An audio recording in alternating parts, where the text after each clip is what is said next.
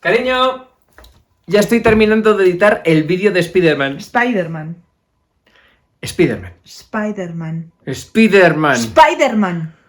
Si vuelves a decir Spider-Man... Spider-Man. ¡Hemos terminado! Eggman.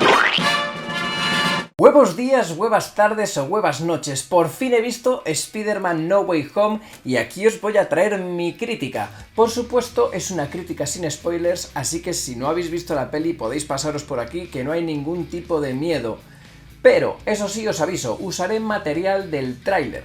Así que si el tráiler lo consideráis spoiler, tenéis tiempo para marcharos, pero si no consideráis el tráiler spoiler, quedaos por aquí, cogeros las palomitas, que se acerca crítica. Me gustaría empezar con una recomendación. Se han oído muchísimas cosas sobre esta película y creo que eso podría hacer que vuestro hype sea desmedido. Mantener las expectativas bajas o a un nivel normal y así la película será más satisfactoria. Hay gente que podría decepcionarse un poquito ligeramente si no salen todas las cosas que ha dicho la gente que va a salir. Es el cierre de la trilogía del Spider-Man de Tom Holland, pero también, por supuesto, sirve como cierto homenaje a todas las películas de Spider-Man live action.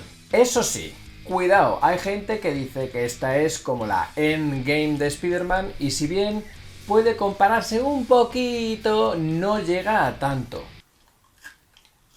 Una cosa sí tenemos que decir, que se sustenta en el fanservice. Igual que Endgame se sustentaba mucho en el fanservice, esta Spider-Man también. Si bien es cierto que mi punto de vista es que la forma de introducir el fanservice en esta está un poco más forzadito, un poco más empujadito que en la cinta de los hermanos Russo. Pero igualmente, ya os voy adelantando que esta película de Spider-Man es un grandísimo cierre de trilogía y es una gran película de acción y superheroica, o sea que lanzaros al cine a verla porque es maravillosa. Tenéis que verla y tenéis que verla sin comeros spoilers, es muy importante. Así que no dejéis que os digan spoilers, huid de Twitter, huid de YouTube. Tenéis que verla limpios. La historia comienza justo donde acababa la película anterior.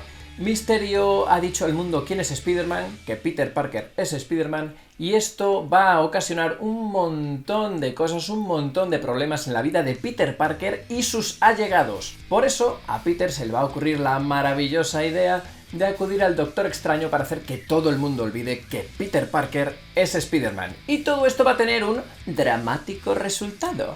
Y es que esta es la película más dramática de esta trilogía, y seguramente esto ya estaba pensado desde el principio, ya que parece que estas tres películas de Spider-Man sirven como arco de presentación del personaje. Dirás, ¿pero qué me estás contando? Y yo te diré, sí, estas tres películas son la introducción del Spider-Man de Tom Holland. Es cómo se forma el héroe autónomo que se vale por sí mismo, cómo se forma esta figura, ¿no? Sus valores, el cómo es por lo que es gracias a estas tres películas y sobre todo a cosas que ocurren dentro de este film que se aleja un poco de ese halo luminoso, este lugar que es bondadoso, es más inocente y empieza a meterse por pasillos y recovecos más oscuros y dramáticos y le sientan muy bien porque no podemos olvidar que uno de los ejes de Spider-Man, del personaje en sí mismo en los cómics, siempre es que está atado un poco a este sentido de responsabilidad, ¿no? De que todo lo que ocurre a su alrededor, él se siente responsable de ello, ¿no? Se carga un montón de problemas a sus espaldas y también hay muchos elementos dramáticos alrededor de la figura de Spider-Man y es en esta película donde aparecen. Una película que va a llevar al Spider-Man de Tom Holland a su madurez y todo este viaje es muy satisfactorio, es muy bonito de ver, os lo recomiendo. Como ya he dicho, el fanservice es casi una piedra angular en esta película y lo único malo que puedo decir en este sentido es que yo he visto estos hilos invisibles, ¿no? He visto la mano del guionista, he visto la mano del director forzando ciertos elementos a aparecer en pantalla y es de las pocas cosas negativas que puedo decir del film. Es de las pocas cosas que pueden sacarte del ritual mágico que es ir al cine. Porque tú vas al cine y lo que tiene que ocurrir es que suspendas tu credibilidad y que te imagines mirando por una ventanita la vida privada de otra persona. Y cuando hay algo muy forzado, puede ocurrir que ¡pam!, de repente te des cuenta de que estás efectivamente solo en una sala viendo algo artificial, viendo una historia que no es real. Y es ahí cuando el espectador pierde esa magia y se da cuenta de que es algo que no es real. Y es ahí donde podemos ver que no es tan redonda como parece esta película, en esas pequeñas cositas, no en estas tiranteces, y que vemos que se fuerza un poco la maquinaria en ciertos puntos para que el fanservice tome cierto protagonismo. Aún así, habrá gente que le guste mucho más así. ¿Por qué? Porque sea fan del personaje, que sea fan de todo aquello que vamos a ver en pantalla y que es maravilloso y es un homenaje al personaje. Yo he de reconocer que a mí me sacó de la película un par de veces y que considero que no es tan perfecta esta película por ello. Pero igualmente insistiré siempre, es una buenísima película. Esto no significa que sea mala película, ni mucho menos. Es solo que podría haber sido mejor. La película se sustenta mucho en sus personajes, sobre todo en los personajes de Peter, MJ, un poquito en el de Ned y un poquito, bastante en este caso, en Tía May. Un momento dirás, un momento, pero no has nombrado al Doctor Strange y ahí está, en el cartel, en primera plana. Y yo os diré, es cierto, porque Doctor Strange no es, digamos, un personaje excesivamente importante para la historia. Por supuesto, es un Deus Ex Machina. Esa es su mayor función. ¿Esto qué significa? El Doctor Strange aparecerá cuando lo necesite la historia para que pueda avanzar, para que puedan ocurrir cosas o para que puedan resolverse ciertas cosas. Pero esa va a ser su función. No va a ser el maestro de nadie, no va a ser el ayudante de nadie, simplemente va a aparecer y desaparecer cuando lo necesite la historia. Eso es un poquito pena porque teniendo un personaje tan bueno como este hubiera molado que estuviera un poquito más en la historia de alguna forma, pero también sirve para ayudar en este sentimiento, ¿no? En esta idea de que por fin Peter Parker, por fin Spider-Man es un héroe por sí mismo y no necesita a ningún otro. Por supuesto, Benedict Cumberbatch lo interpreta a la perfección, el personaje está hecho a medida para él y siempre que sale se roba la escena, es impresionante. Mis dieces. Peter por fin va a culminar su crecimiento, va a madurar muchísimo como persona y como héroe. Ya no va a ser el comparsa, el secundario, no va a ser el alumno de nadie, por fin va a tomar las riendas de su vida como superhéroe, va a erigirse como un héroe con pleno derecho, por sí mismo. Además, Tom Holland realiza el papel con muchísima carisma y además, para mi gusto, es el mejor Spider-Man de todos. ¿Por qué? Porque tiene muy buen equilibrio entre todas las facetas, tanto la de Spider-Man como la de Peter Parker, y tiene un balance muy bueno entre comedia, entre drama, y además tiene muchísimas capas de profundidad. El personaje queda rico y da un gusto verle, la verdad es que se quede para siempre. MJ en esta película toma un papel un poquito más activo, si bien es cierto que lo más interesante del personaje va a ser verla sufrir o lidiar con toda esta situación de que el mundo sabe quién es Spider-Man y el mundo trata a la gente que rodea a Spider-Man de una forma concreta, a veces para bien, a veces para mal, y sobre todo la relación entre Peter y MJ, una pareja con muchísima carisma, con muchísimo encanto y que se disfruta mucho cuando están en pantalla. Zendaya, bravo. Por otro lado tenemos a Ned, un personaje que en las otras películas tenía su función porque era el único que conocía la identidad de Spider-Man. Sabía que Spider-Man era Peter Parker y eso conseguía que sus escenas con Peter tuviesen cierta profundidad, ¿no? Era su desahogo. También era el alivio cómico. Y en esta película lo intenta, pero si me preguntáis, no lo consigue. Y el personaje vagabundea por toda la película sin un propósito concreto y quizás lo que más hace es un punto negativo, es que estropea un poco la imagen, la épica de lo que viene significando el mundo mágico. Por razones que necesita el guión, a veces Ned tiene que hacer ciertas cosas y son cosas que, desde mi punto de vista, según lo que se ha visto anteriormente en el UCM, no es consecuente y eso hace que lo veamos forzado, veamos estos hilos de los que he estado hablando antes y estas costuras hacen que pierda redondez el conjunto del film. Pero bueno, es un mal menor, ya os digo que la película está fantástica. Tía May se coloca en el lugar que le corresponde, se coloca en una zona, en una piedra angular, se puede ver la importancia que tiene Tía May en la vida de Peter y se puede ver que es un verdadero role model, que es un modelo a seguir, vemos que tiene sus bemoles, que tiene mucha fuerza y al mismo tiempo vemos su lado también más carismático, más excéntrico, más graciosete, con su relación con Happy y de verdad que es fantástico también a Tomei verla en acción. Se me queda pegado en los dientes. Ahora vamos a hablar de los villanos, siempre sin spoilers. Vamos a usar como punto de partida los trailers, así que todo lo que se haya visto en los trailers vamos a ver sobre ello. Primero tenemos el que se va a erigir como el villano principal de la película o el líder de los siniestros, porque ya sabéis que la idea de Sony siempre ha sido querer hacer sus 6 siniestros y con esta película más o menos lo consiguen. Tenemos al Duende Verde o al Green Goblin. Tenemos a Dafoe marcándose una grandísima interpretación, un personaje en conflicto, ese Norman Osborn que está luchando contra el Duende Verde en su interior, y vemos el lado lúcido aparecer y desaparecer y el lado psicópata haciendo lo mismo. Y una cosa que me ha gustado, independientemente de que la interpretación es muy buena, es que la confrontación con el héroe tenga cierto sentido y que no peleen simplemente por pelear. En este sentido, es de los más mimados, de los villanos mejores tratados en toda la película, y aprueba. Lo cierto es que aprueba con nota. El villano que más me gusta a mí es Doc Ock o Doctor Octopus, que sigue muy en la línea de lo visto en la trilogía de Raimi. También es un personaje en conflicto, igual que el Duende Verde. Tenemos a Alfred Molina haciendo un Doctor Octopus que tiene también este conflicto interior, porque el Doctor Octopus es una buena persona que a causa del experimento, a causa de estos brazos, se va volviendo un poquito majara, ¿no? Y entonces vamos a seguir esta estela a lo largo de la peli. Es un personaje bastante interesante, funciona muy bien con Tom Holland, funciona muy bien con los villanos también, y por qué no, vamos a decirlo, es un grandísimo ataque a la patata.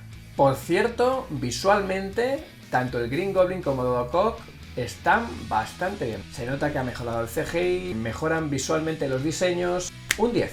Ahora vamos a empezar a entrar al terreno de los villanos que no han sido tan bien tratados. Y es que en toda combinación, en todo grupo de personajes, siempre hay algunos que brillan, se les da más tiempo en pantalla, se les dan más motivaciones, se les intenta dar más trasfondo, y otros que sufren, que son menos importantes. Y empezamos con el que tenía que ser el tercer peso pesado del equipo de villanos, que es Electro. Era fácil hacerlo mejor que en Amazing Spider-Man 2, y con suerte sale un poquito mejor, pero no mucho mejor. El personaje tiene un objetivo, tiene unas motivaciones muy sencillas, no se trabajan mucho y al final termina siendo un malo maloso que hace el mal porque sí. Y es una verdadera pena porque tienes a Jamie Foxx, que es un actor bastante solvente, bastante bueno, y termina pasando por el film merodeando sin mucha lucidez. Es una pena. Eso sí, la estética del personaje mejora mucho en comparación a Amazing Spider-Man 2. Deja este rollo Ultimate, deja el rollo azulado y tiene más guiños al cómic. Se ve un poquito estos rayos amarillos y esta máscara con forma de rayitos que le queda muy bien, ¿no? Después tenemos al Hombre de Arena.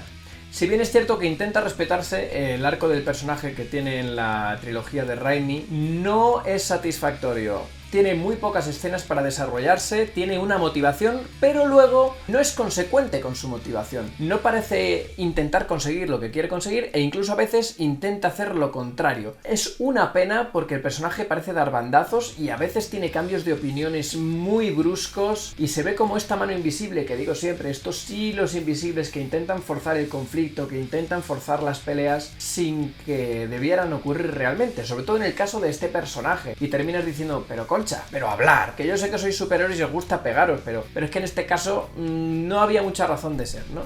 Y el Lagarto, un verdadero despropósito de personaje donde ni siquiera él mismo se va a tomar la molestia de decir lo que quiere o no quiere hacer. Alguno lo nombra de pasada, otro personaje dice, pues este quiere esto, pero tampoco se va a ver que lo intente conseguir, no se va a ver nada en este respecto. El Lagarto está ahí para pegarse con Spider-Man y punto. Y no esperéis más profundidad que esa. Pero bueno, lo que sí cumplen es como amenaza. Son una amenaza épica, importante, se ve sufrir muchísimo a nuestro héroe frente a ellos y eso por lo menos es un acierto.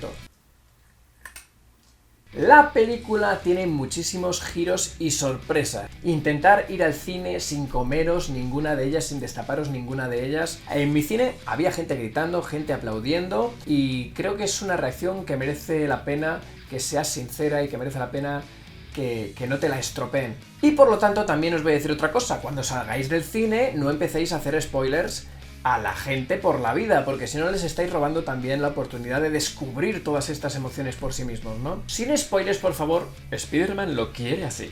Por otro lado, también es cierto que algunas de estas sorpresas o algunos de estos elementos del fanservice no están lo bien ejecutados que deberían. Ya lo hemos hablado anteriormente, pero es quizás una de sus grandes virtudes, pero también uno de sus grandes defectos del film.